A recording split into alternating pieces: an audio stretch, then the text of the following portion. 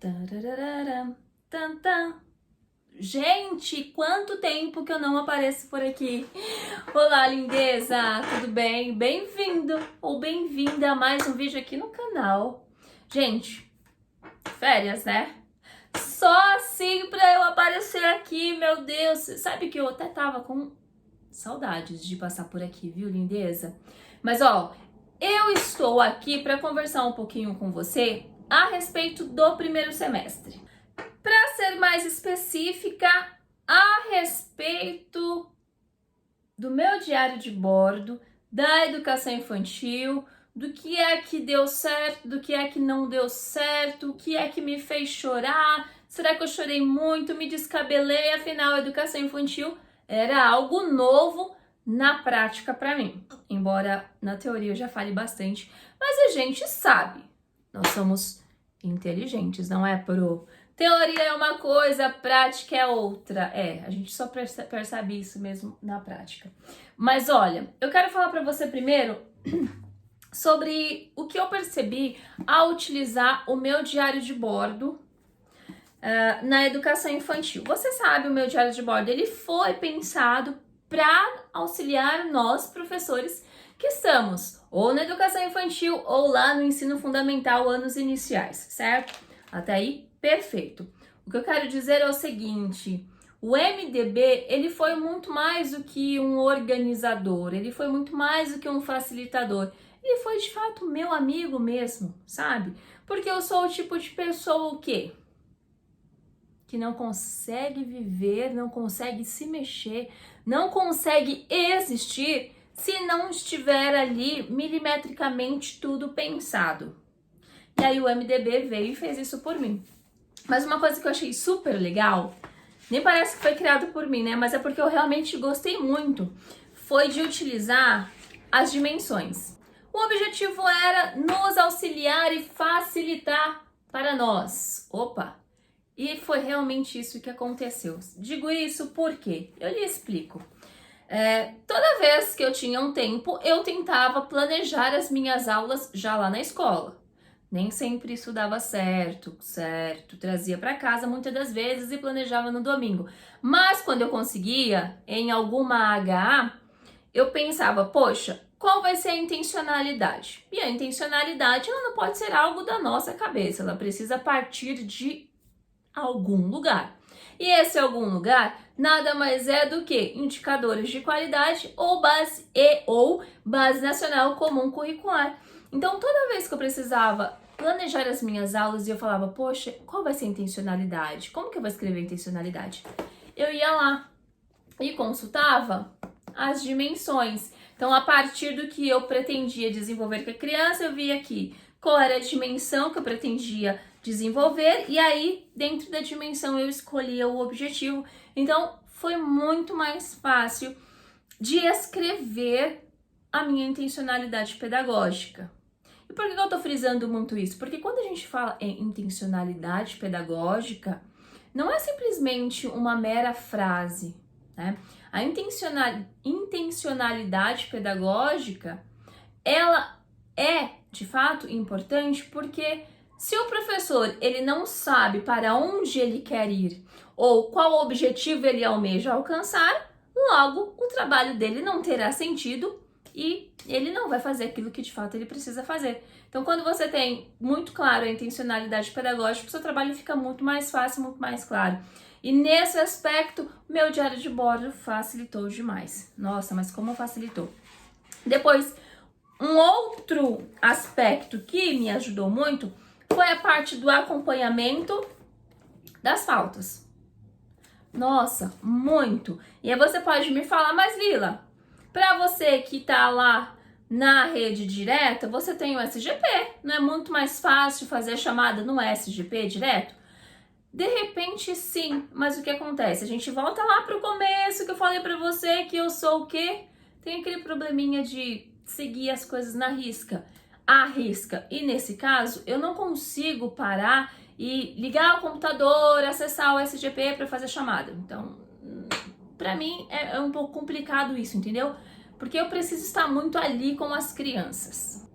Para além disso, foi importante e auxiliou demais, porque agora nós temos a busca ativa, certo? E a busca ativa, pelo menos nas EMEIs, não sei como que está nos anos iniciais, mas nas EMEIs, essa busca ativa é feita pelas mães contratadas. É assim, onde você trabalha? Coloca aqui nos comentários pra mim. Então, às vezes ela bate lá na porta, super educada, né? Tranquila, assim. Mas às vezes, na maioria, né? Sempre, eu estou ali envolvida com as crianças, desenvolvendo uma atividade. E não dá pra quebrar esse momento da atividade, até porque é tudo muito corrido. Então, se eu já tenho a chamada pronta, essa mãe que é responsável pela busca ativa, ela pode simplesmente ir até o meu caderno, fazer a chamada direitinho, não vai interferir no meu trabalho, nem eu interfiro no trabalho dela e todo mundo fica feliz. E no mais também, às vezes assim, a gente não tem memória de elefante. Gostaríamos de ter? Gostaríamos, mas nós não temos memória de elefante. Então, às vezes, passa desapercebida, a correria é tanto e a chamada não foi feita. E aí? Como que você vai fazer a chamada no SGP? Então, se eu tenho a chamadinha aqui, pronta, isso facilita. E eu digo isso por experiência, porque houve dias em que eu me perdi um pouco ali Me perdi muito, na verdade, viu, Pro? Na gestão do SGP. E aí, se eu não tivesse o acompanhamento aqui das faltas, eu não sei o que eu teria feito. Mas no final das contas, deu tudo certíssimo. Uma outra coisa que eu quero falar pra você, que mudei. Senti assim que precisava mudar, sabe? Não digo que não foi legal do jeito que tava aqui, mas precisava mudar. E mudou.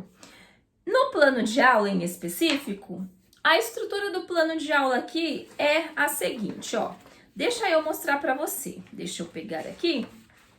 A estrutura é, no plano de aula do MDB, primeiro semestre, objetivo de aprendizagem, conteúdo, desenvolvimento e avaliação. É a estrutura de um plano de aula que você conhece bem, certo? No entanto, conforme eu ia planejando as minhas aulas, eu fui percebendo que só falar objetivo de aprendizagem, isso era muito geral. Era só como se eu pegasse o objetivo de aprendizagem que está lá na BNCC ou nos indicadores e transpusesse para o plano de aula. Só que para mim não tem sentido, não tem uma intencionalidade, percebe? As demais coisas continuaram: conteúdo, desenvolvimento e avaliação. No entanto, quando ocorreu lá a chamada para a prova prática do concurso, você participou, Pro? Como que você foi se você participou? O que você acha? E esse resultado que não sai? Abri um paralelo aqui, um parênteses, na verdade. Coloque aqui nos comentários. Você tá esperando o resultado também? Ansiosíssima? Enfim, quando nós fomos convocadas para a prova prática, lá eles disponibilizaram uma estrutura para o plano de aula. E ali eu percebi que, uau, combinou com a ideia que eu já tinha tido anteriormente de chamar o objetivo de aprendizagem de intencionalidade, porque lá eles colocaram intencionalidade pedagógica, percebe? E aí no lugar de conteúdo foi retirado, porque o conteúdo ele meio que já tá lá na intencionalidade e depois ele aparece novamente no desenvolvimento da aula, né? Então, eu passei a utilizar aqui no MDB a intencionalidade pedagógica, materialidades e materiais, porque materialidade é uma coisa, material é outra coisa. Então, se eu deixo só materialidade, como que ficam os materiais? Como que eu explico? De repente, para você não faz a menor diferença, né? Mas para mim, sabendo que uma coisa é uma coisa e outra coisa é outra coisa, precisa estar os dois dentro do meu diário de bordo. E o desenvolvimento, a avaliação e estratégias avaliativas. Eu trouxe, então, esses dados do plano que a SME nos disponibilizou para a prova prática e eu coloquei aqui dentro do MDB. Tanto coloquei que para o segundo semestre essas alterações, elas já aparecem. Por quê? Porque eu penso o seguinte: espertas ou espertos como nós somos, nós vamos andar de acordo com o que a SME solicitou-nos, não é mesmo? Faz sentido para você, não faz?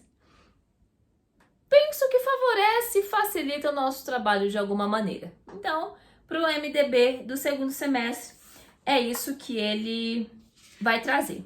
E aí o que eu quero falar com você é o seguinte, porque um ponto muito importante sobre o meu diário de bordo é o seguinte: ele facilitou demais, organizou demais o meu trabalho. Entretanto, para o segundo semestre, eu pretendo fazer uma pequena mudança. Isso pensando no meu caso, que estou na rede direta. E não necessariamente vale para todos os professores que estão na rede direta, porque aqui é uma questão muito singular de cada um, da maneira como cada professor trabalha, concorda? Mas no meu caso, eu percebi que quando eu precisei sentar para escrever os meus relatórios descritivos de aprendizagem das crianças, eu sabia que eu tinha muitas informações, mas essas informações elas estavam aqui no meu diário de bordo e lá no SGP, só que eu não tinha tempo hábil para procurar, por exemplo, fala das crianças e colocar dentro do relatório descritivo. E a gente sabe que isso é importante, que isso enriquece e mais, que isso mostra a escutativa que nós temos com as nossas crianças, não é mesmo? Eu pensei, então para o segundo semestre, na parte de avaliação, eu já não vou fazer aqui no MDB a avaliação como um todo. Uma vez que essa avaliação do todo já precisa ser transcrita lá para o SGP. Então eu pensei, por que eu vou fazer 2 trabalhos? Isso não é muito interessante, concorda comigo? Por quê? Porque a ideia é facilitar o nosso trabalho. Senão, não faz sentido. Então, para o segundo semestre, eu vou começar a utilizar o meu diário de bordo, a parte de avaliação, para anotar, para destacar falas das crianças, certo? Por quê? Porque a avaliação como um todo, como eu já te disse, eu já vou descrever lá no SGP direto, no momento de HA, que é quando eu faço, ou no momento da GEF, quando a gente sempre tem aquele momentinho, sabe, que a gente dá aquele jeitinho. Então eu vou lá e descrevo como que foi ali a avaliação. Mas aqui no MDB, eu vou anotar as falas que eu achar interessante, inclusive sugestões das crianças e inclusive dúvidas, curiosidades, etc. Por que que eu preciso disso? Para mim, pelo menos, é muito importante no momento que eu for escrever os relatórios. Mas calma, você não tá entendendo qual é o raciocínio aqui. A ideia é separar algum momento e fixar esse dia, seja por semana, seja a cada 2 semanas, escolher uma HA, que no meu caso é possível, para mexer apenas nos relatórios descritivos. Então, o que eu pretendo? Porque deu trabalho, viu, gente? Meu Deus do céu, como deu trabalho. Que coisa de louco. Então, eu já vou deixar os relatórios pré-prontos, agora que eu já sei basicamente como funciona, quais são os dados importantes que eu preciso descrever ali. Então, a cada uma vez na semana ou a cada 2 semanas, eu vou pegando essas falas, importantes e vou transcrevendo para o relatório de aprendizagem. Porque penso eu, e aí você me diz o que você acha sobre isso, vai enriquecer muito mais os meus relatórios. Fora que, Pro? Vai facilitar para mim a pessoa não deixar tudo para em cima da hora. No final das contas, é isso, Pro. Primeiro semestre foi um semestre sensacional, especial demais. Eu amei, fiquei muito mais encantada e apaixonada com os pequenos. É impressionante o quanto eles são sensacionais. Sério. Sério mesmo, ficarei bons anos pela educação infantil. Bem, se você ainda não conhece o meu diário de bordo, se você ainda não adquiriu o seu do segundo semestre, vou deixar o link aqui embaixo para você dar uma olhadinha lá no site. Se você não me acompanha lá no Instagram, @LilaLibório, ou no meu diário de bordo, @meu diário de bordo oficial. Por lá a gente troca algumas ideias, enfim, eu espero muito ter contribuído, ou eu espero muito, ou eu agradeço, na verdade, por você me ouvir Eu precisava desabafar. Você, me conta nos comentários como foi o seu primeiro semestre. Já está pronta para o segundo? Eu confesso que eu estou um pouco animada, mas eu sou sempre muito animada. Beijo, Pro! Até mais! Tchau!